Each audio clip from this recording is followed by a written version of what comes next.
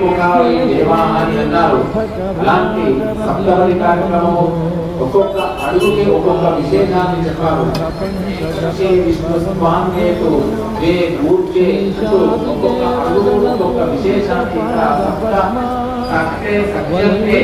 సత్యమైనటువంటిది స్నేహమని అర్థమన్నట్టు అలా జన్మ జన్మ బంధం అంటారు కదా. లౌకిక వివాహాల్లో ఇలాంటి స్వామి వారి యొక్క దేవతా కళ్యాణంలో జన్మ జన్మలకు కూడా ఈ పాద పద్మాలయంతో లౌకికమైనటువంటి మాంసాలయంగా కూడా పునః పునః సంగతికే సుబ్రహ్మణ్యేశ్వర స్వామి హే స్వామినాథ కరుణాకర దీనబంధో శ్రీపార్వతీశ ముఖపంకజ పద్మబంధో శ్రీశాలిదేవ గణపూజిత పాదపద్మ వల్లీ సదా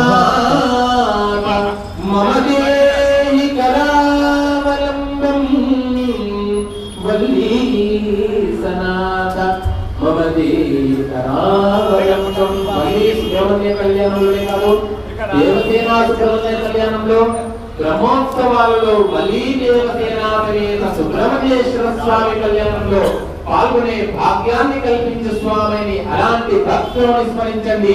సుబ్రహ్మణ్యేశ్వర స్వామి భగవానికి శరవణ భవ పాహి మాం శరవణ భవ రక్ష మాం శరవణ భవ పాహి మాం శరవణ భవ రక్ష మాం శరవణ భవ పాహి మాం శరవణ భవ రక్ష మాం శరవణ భవ పాహి మాం శరవణ భవ రక్ష మాం.